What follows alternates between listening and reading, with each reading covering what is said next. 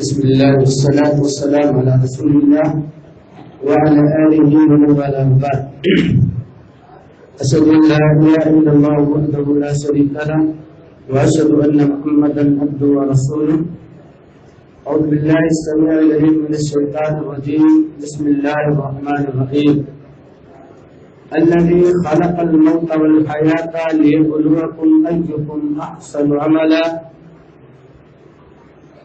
معزز مکرم حاضرین، کل آپ کے سامنے بحث چل رہی تھی،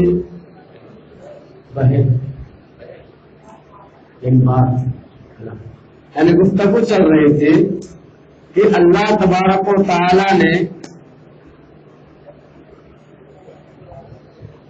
حیات پر موت کو مقدم کیوں کیا.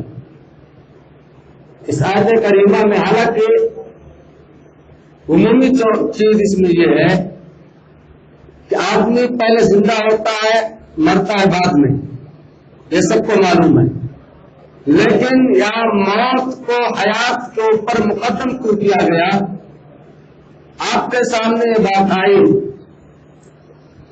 کہ انسان کے جسم میں یا اسی طریقے سے جب بچہ مادر رحم میں ہوتا ہے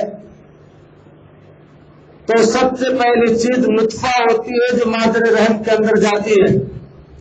اس کے بعد اللہ تبارک و تعالیٰ اس کو خون کی شکل دیتا ہے، پھر لڑکڑا بناتا ہے، گوشت کا ٹکڑا بنتا ہے، پھر اللہ تبارک و تعالیٰ ایک لمبے پروسیس میں اس کو پورے بدن کا ایک ڈھانچہ دے دیتا ہے. اب دے دینے کے بعد آخر میں اللہ تبارک و تعالیٰ اس کے اندر روح کو ڈالتا ہے. لیکن انسان جب اس دنیا سے وفات پاتا ہے تو جو چیز سب سے آخر میں آئی تھی وہ چیز سب سے پہلے چلی جاتی ہے. لہذا اس سے ثابت یہ ہوا کہ ہمارے اور آپ کے باڈی کی کوئی حیثیت نہیں ہے. حیثیت ہے تو ہمارے اور آپ کے اعمال کی ہے. روح یہ ہمارے اور آپ کے اعمال ہے. روح یہ انسان کا مکمل عمل ہے. اگر روح اس کی گڑبڑ ہو گئی، اگر انسان کا روح خراب ہو گیا، اس کی روح برائی میں چلی گئی تو سمجھ جاؤ کہ وہ انسان چلا گیا. اس انسان کے باڈی کی کوئی حیثیت نہیں اللہ تبارک و تعالیٰ کے یہاں.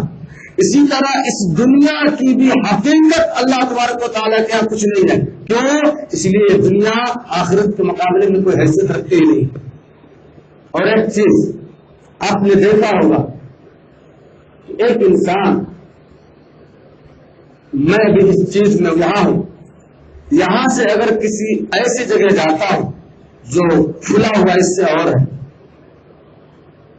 وہ الگ مسئلہ ہے کہ وہ جگہ بہت اچھی ہے لیکن کچھ نہ کچھ یادیں یہاں کی باقی رہیں گی، ہے کہ نہیں؟ بچہ مادر رحم میں ہوتا ہے لیکن جب پیدا ہوتا ہے تو روتا ہے کہ نہیں؟ لیکن وہ جانتا ہے کہ مادر رحم سے بہتر دنیا نہیں ہے، کیونکہ اگر میں دنیا کے اندر آ گیا تو اب دنیا کے اندر مجھے جتنا وقت اور جتنا منٹ اور سیکنڈ رہنا ہے سب کا مجھے حساب دینا پڑے گا. اسی طریقے سے لیکن اس دنیا میں آنے کے بعد وہ خوش ہوتا ہے. اب اگر اس کو یہ پتا چل جائے کہ جب یہ دنیا چھوڑ کر وہ جاتا ہے، آدمی دنیا چھوڑ کر جاتا ہے تو روتا ہے کہ نہیں؟ روتا ہے، آنکھوں سے آنسو جاری ہوتے ہیں. اگر اس کو پتا چل جائے کہ یہ دنیا جو چھوڑ کر جا رہا ہے، یہ دنیا چھوڑنا اس کے لیے آخرت کے مقابلے میں اچھا ہے، آخرت اس کے مقابلے میں اگر اس نے نیک عمل کی ہے پتا چل جائے وہ اچھا ہے اگر، تو انسان اس دنیا کو چھوڑنے پر غم نہیں کرے گا. اسی لیے آپ نے بعض لوگوں کو دیکھا ہوگا کہ وفات کے وقت موت ہو جاتی ہے جب ان کی، تو ایسا لگتا ہے کہ ان کے چہروں پر مسکراہٹ ہو، لگتا ہے کہ نہیں؟ اسی لیے میں انہیں جمعہ کے خطبے میں کہا تھا کہ جب آیا تھا تو دنیا میں لوگ ہنستے تھے تو روتا تھا، جب آیا تھا تو دنیا میں لوگ ہنستے تھے تو روتا جا. کچھ ایسا عمل کر کچھ ایسا عمل کر کہ لوگ روئے تو ہنستا جا. تو اس دنیا کو اللہ تبارک و تعالیٰ نے ہمارے اور آپ کی آخرت کی تیاری کے لیے دیا ہے. تو روح کو اگر سنبھال کے رکھنی ہے، یہ چاہتے ہو کہ ہماری روح سنبھلی رہے، تو لہذا دنیا کو اتنا ہی کماؤ جتنا کہ دنیا کمانے کا حق ہے. اچھا یہ ہوا. اب 4-5 باتیں اور ہیں، میں ترجمہ تو نہیں کروں گا، ایسے صرف نقطہ بتاتے ہوئے آپ کو نکل جاؤں گا. آپ لوگ الحمدللہ سمجھتے ہیں. اللہ تبارک و تعالیٰ نے فرمایا وَجَعَلْنَا نَوْمَكُمْ سُبَاتًا، ہم نے رات کو سبات بنایا. سبات کا مطلب ہوتا ہے کاٹنا. یہاں پر رات کو کاٹنے والی چیز بنائی. کیا مطلب اس کا؟ رات کیا کاٹ دیتی ہے؟ نیند تو کٹے گی، نیند کا مسئلہ الگ ہے. دن کو تو کاٹے گا، وہ الگ مسئلہ ہے. کیا کاٹتی ہے رات؟ علامہ ابن تیمیہ رحمۃ اللہ علیہ کہتے ہیں سبات کا مطلب ہوتا ہے کاٹنا. اب انسان جب نیند کی آغوش میں جاتا ہے تو سب سے پہلی چیز جو اس کی کٹتی ہے، دن بھر کے سارے تھکان ختم ہو جاتے ہیں. اب اسی طریقے سے جو آپ نے فرمایا ایک چیز وہ بھی ہے کہ رات یہ کیا کرتی ہے، دن کے حصے کو کاٹ دیتی ہے. اور جب انسان سو جاتا ہے، انسان جب سوتا ہے تو اس کے عمل کا، اب وہ سوتے ہوئے کچھ جو حرکت کرے گا اس کو شمار نہیں کیا جائے گا. معلوم ہے آپ کو نا؟ آدمی نیند کی حالت میں بتاؤ اگر اپنی بیوی کو طلاق دے دے تو طلاق ہوگی؟ نیند کی حالت میں میں نے آپ کو گالی دے دی، مانی جائے گی؟ نہیں مانی جائے گی. اس لیے کہ یہ نیند جو ہے یہ مختصر موت ہے.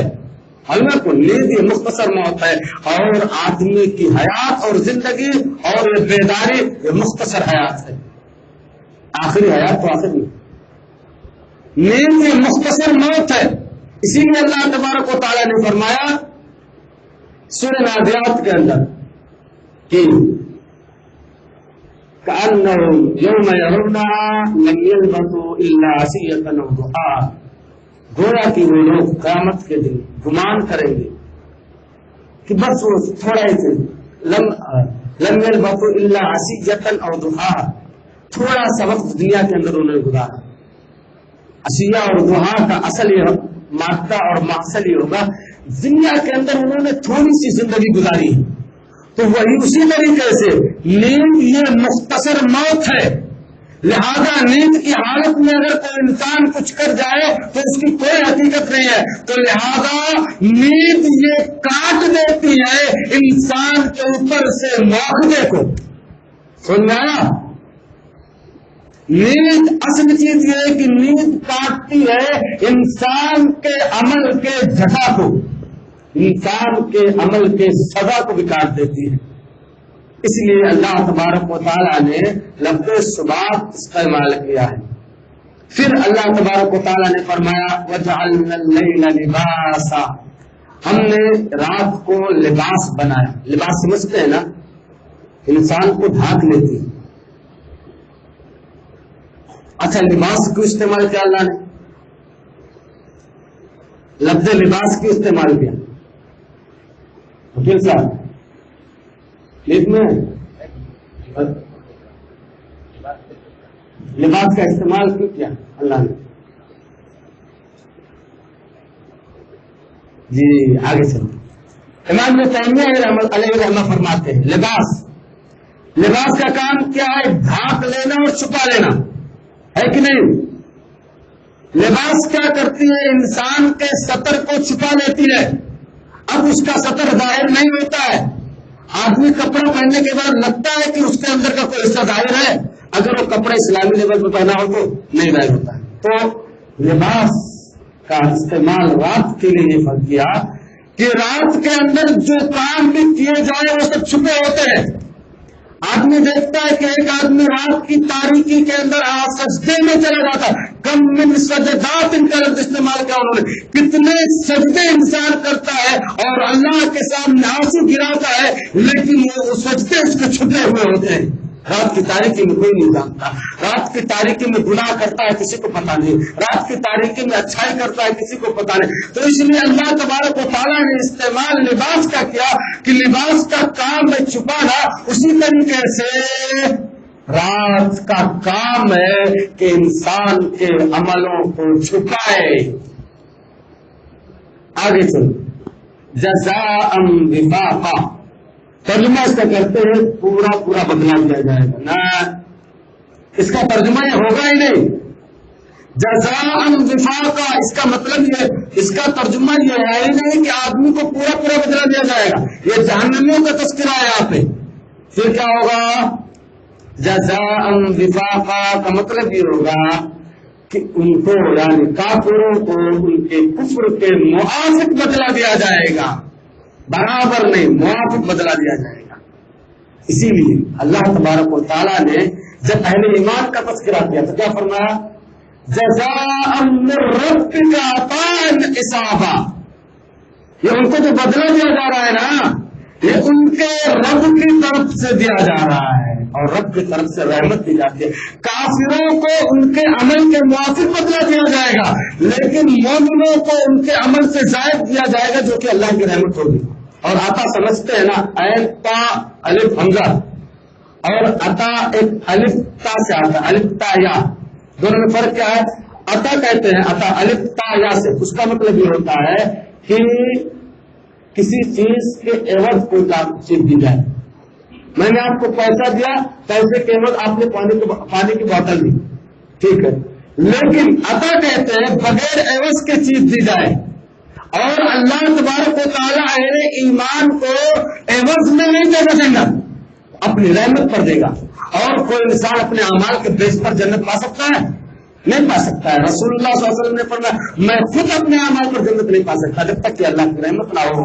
اس لیے اعمال پر غرور نہیں, اعمال پر غرور کرو گے برباد ہو جاؤ گے, زندگی خراب ہو جائے گی. اب ایک چیز اللہ تبارک و تعالیٰ نے حیات انسانی کو 3 آیت کے اندر سمیٹ دیا, انسان کی زندگی کو 3 آیت کے اندر سمیٹ دیا. کیسے؟ من نطفۃ خلقہ فقدرہ ثم السبیل یسرہ ثم اماتہ فاقبرہ.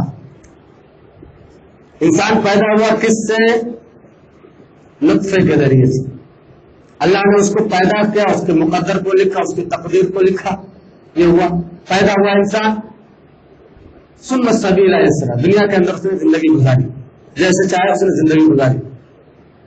ثم اماتہ فاقبرہ, پھر اس کو موت آئی, وہ قبر میں چلا گیا, اس کو قبر میں ڈال دیا گیا. انسان کی زندگی خلاص. کیا ہے نا کہ آدمی پیدا ہوا. چلو ایک نقطہ اور بتا دیتا ہوں. پیدا ہوا اور اللہ تبارک و تعالیٰ کی تخلیق کا طریقہ میں بولوں آپ کو. ایک انسان ہے, ادھر اللہ, یہ بوتل بنایا. بنانے کے بعد کیا کرتا ہے, اس کے اندر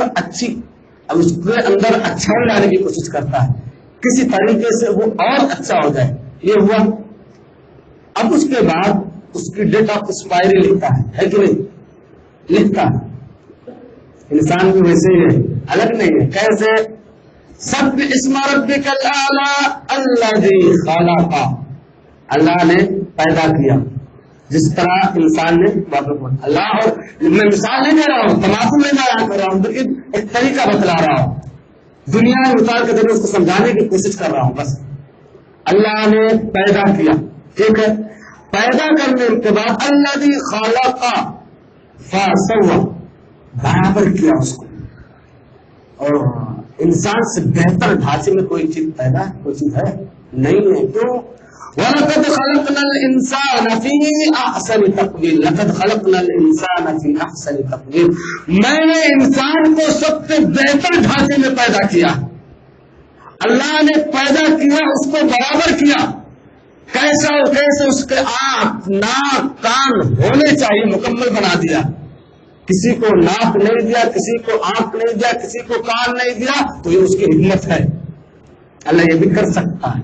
اچھا اب اس کے بعد الذی خلق فسوی والذی قدر فہدی، رہنمائی کی، اس کی رہنمائی کرنے کے بعد اللہ تبارک و تعالیٰ اسے موت کے گھاٹ اتارے گا۔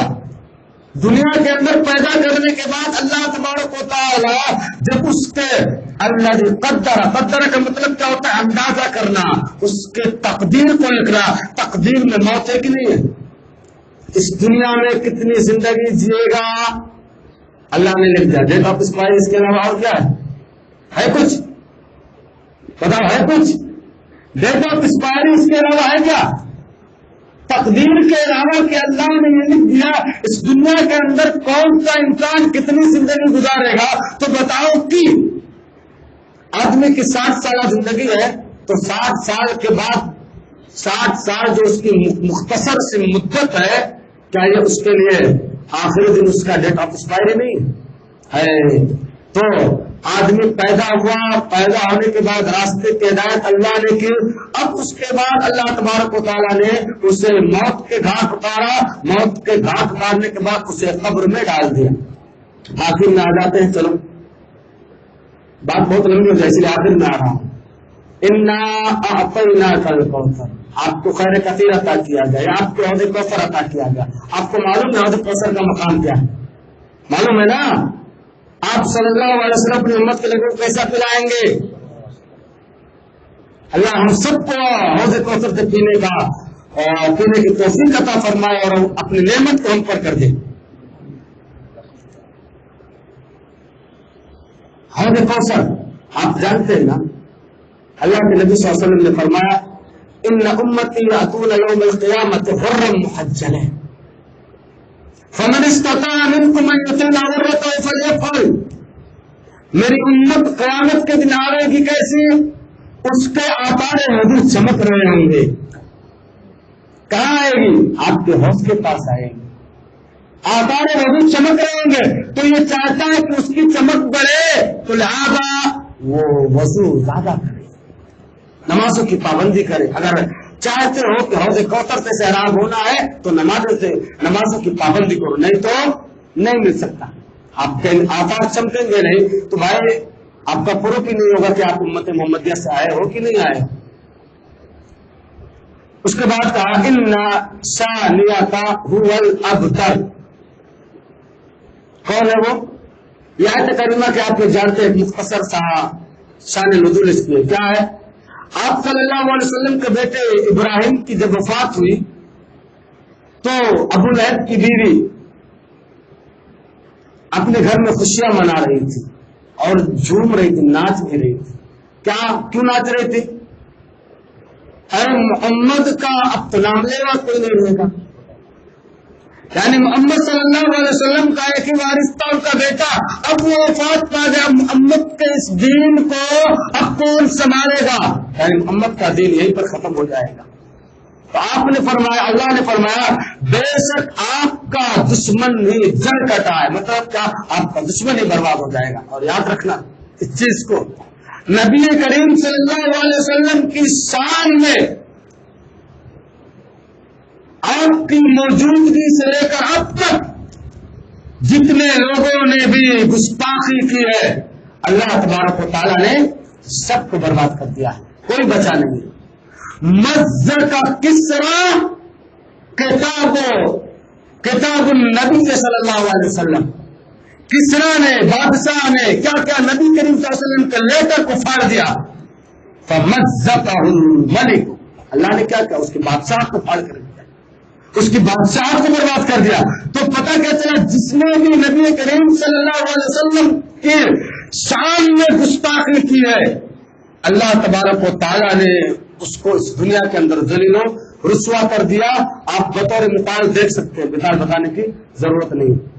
آخر میں آ جاؤ، سورہ اخلاص ہے، موعظتین، قل اعوذ برب الفلق، قل اعوذ برب الناس، بڑا عجیب و غریب نقطہ ہے۔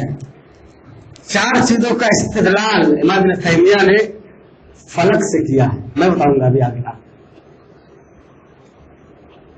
ये तीनों सूरतें जो है नबी करीम सल्लल्लाहु अलैहि वसल्लम सोने से पहले पढ़ते थे, हाथों पर फूंकते थे, नफक फूंकते थे, फूंकने के बाद चेहरे पर मलते थे, फिर उसके बाद बदन में जहां तक आपका हाथ जाता था आप वहां तक इस सूरत को पढ़ने के बाद अपने पूरे बदन पर दम करते थे इसका, फिर आते थे आप। तो ये आपकी सुन्नत है कि सोने से पहले ऐसा करना चाहिए।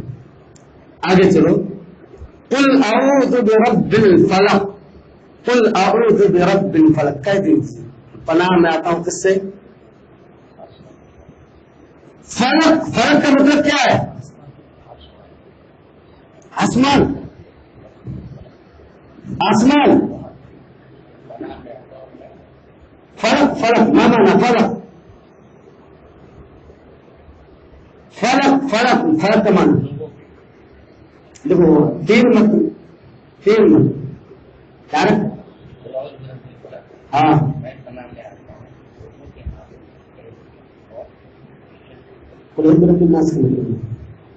देखो मैं बोलता हूं आपको, फलक का मतलब वो होता है, आप जब लघु माना देखेंगे, डिक्शनरी में देखेंगे, और जिससे मैं इस्तेमाल करना चाहता हूं उस माने की तरफ मैं आऊंगा। मुफस्सिरीन ने कोई तर्जुमा, हाँ, फलक का मैं बता दूंगा ना, तो अल्लाह तबारक व तआला कह देता था, कह सकता था ना, तो फलक का इस्तेमाल, हालांकि माना आपने जो बताया हकीकी यही है, सुबह ही की माना में है, सुबह की सफेद क्या नाम है, सफेदिया कहेंगे, सुबह का आदि और जुबे शादी का मसला है, तो माना वही। लेकिन लफ्ज़ फलक का इस्तेमाल क्यों, आपने सोचा है कभी? गौर करो इस माने के अंदर। फलक का मतलब होता है फट जाना, लोगों, एक चीज जब फटती है तो उसके अंदर से दूसरी चीज वजूद में आती है। गेहूं देखे आपने, गेहूं के बीज को जमीन के अंदर दफन कर दिया जाए, अब वो फटकर जब सड़ जाती है तो उससे फसल निकलता है। पहला इस्तेदलाल ये है अल्लाह के वजूद पर इस्तेदलाल। पांचवा कौन? गेहूं का दाना फटता है, फटने के बाद सड़ता है, उससे गेहूं के दरख्त को कौन उगाता है? कौन उगाता है? उगाने वाला तो होना चाहिए ना। तो लिहाजा अल्लाह के वजूद का इस्तेदलाल हो गया। अब तौहीद का इस्तेदलाल है इसमें, अल्लाह की वहदानियत का इस्तेदलाल है। कैसे? देखते हैं। ये जो दाना है, गेहूं का दाना, क्या आप कभी गेहूं के दाने से चावल निकाल सकते हैं? क्या अभी निकला है? नहीं निकला है ना। आम के दरख्त से आम मिलता है कि नहीं? आप नारियल के दरख्त के नीचे जाकर अमरूद नहीं ले सकते। क्यों? इसलिए नहीं ले सकते कि एक सिस्टम है उसका, एक ही चीज उससे आएगी, दूसरी चीज नहीं आएगी। तो इस कायनात को चलाने वाला कोई अकेला होना चाहिए, दो नहीं होने चाहिए। इस कायनात को, यानी जिस तरीके से गेहूं के दाने को पैदा करने वाला कोई होना चाहिए, तो पैदा करने वाला भी कई नहीं होने चाहिए, बल्कि एक होना चाहिए। अल्लाह की तौहीद होगी जी। आगे चलो, आगे चलो। ये हुआ, ये दूसरा इस्तेमाल हुआ। अब इसी तरीके से आगे आते, कुल अऊज़ु बिरब्बिल फलक मिन शर्रि मा खलक। ये दोनों सूरतों को आगे और ले लेते, तब समझ में आएगा।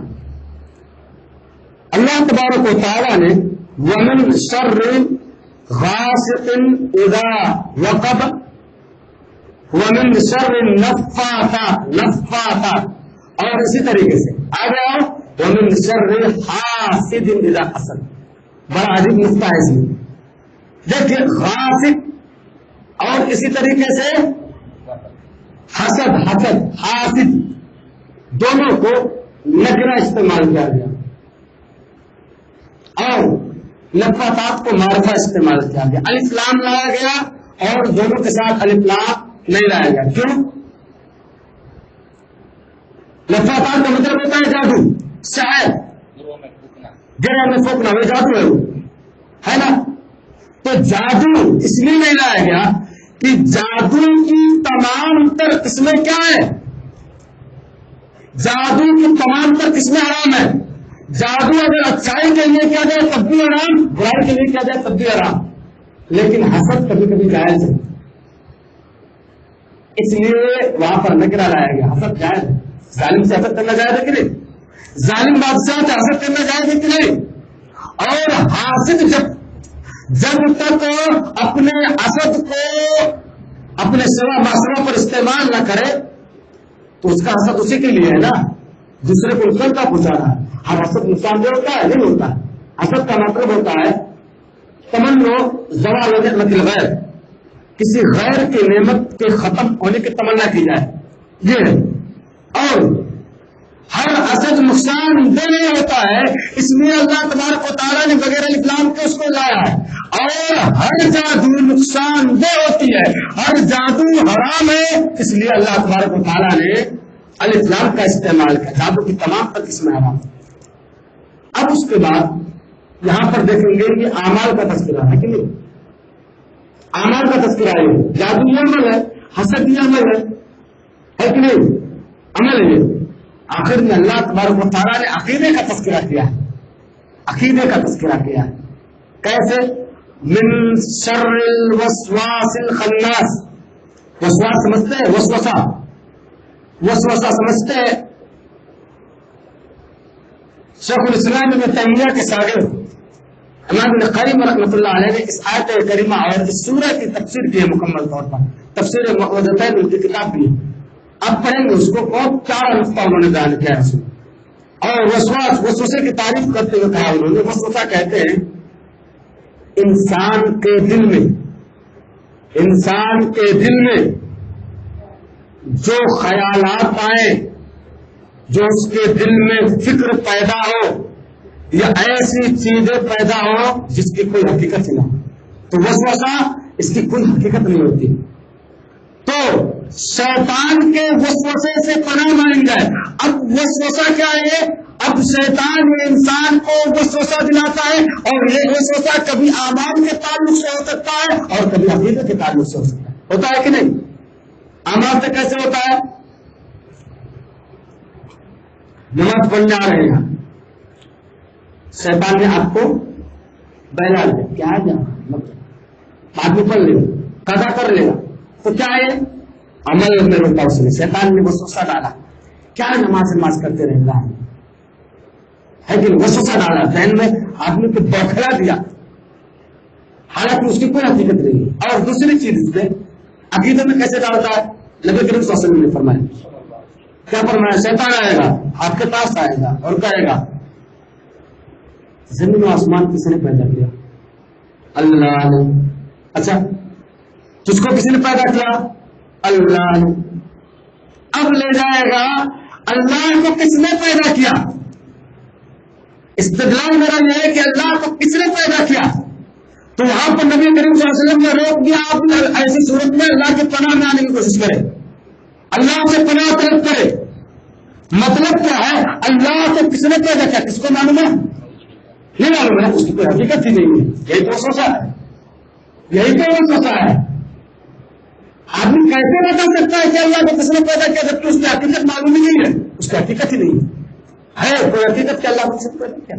تو وسوسہ اسی کو بولتے ہیں کہ اس کی کوئی حقیقت نہیں. لہذا مطابقت میں بتاتا ہوں قرآن کا کہ آخر میں عقیدے کا تذکرہ کیوں کیا. ابتدا میں اللہ نے اپنی وحدانیت کا تذکرہ کیا، الحمدللہ ہے کہ نہیں. پوری سورہ کریمہ سورہ فاتحہ وحدانیت کا تذکرہ کر رہی ہے، اللہ کی توحید کا تذکرہ کرتی ہے. یہ سورہ بھی عقیدے کے اوپر ختم کیا گیا ہے کہ لہذا دیکھو یہ سورت کریمہ عقیدے کے اوپر ختم کی جا رہی ہے، لہذا اس کائنات میں اگر کوئی چیز عزیز ہے تو وہ عقیدہ ہے کہ نہیں. اس کائنات میں کوئی چیز اگر عزیز ہے تو وہ عقیدہ ہے، لہذا عقیدے کو بچانا یہ انسان کے اوپر سب سے ضروری عمل ہے۔ اور عقیدہ کس سے بچے گا؟ پھوک پھاک سے، چھوٹ چھاٹ سے؟ کس سے بچے گا؟ ثابت گنڈے سے نہیں بچے گا۔ کس سے بچے گا عقیدہ؟ قرآن سے بچے گا۔ لہذا اللہ بتلانا چاہتا ہے کہ اے لوگو، اے میرے بندو، اگر تمہیں اپنے عقیدے کی حفاظت کرنی ہے قرآن سے جڑ جاؤ، کیونکہ قرآن نے ساری چیز کا اعلان بتلا دیا ہے۔ قرآن سے جڑ جاؤ، قرآن سے اپنا ربط پیدا کر لو، تمہارا عقیدہ خود ہی محفوظ ہو جائے گا اور تم خود سرخرو اور کامیاب ہو جاؤ گے۔ یہی بتلانا اللہ تبارک و تعالیٰ نے چاہا ہے، جس کو میں نے مفسرین کے طرف سے آپ کے سامنے بیان کر دیا۔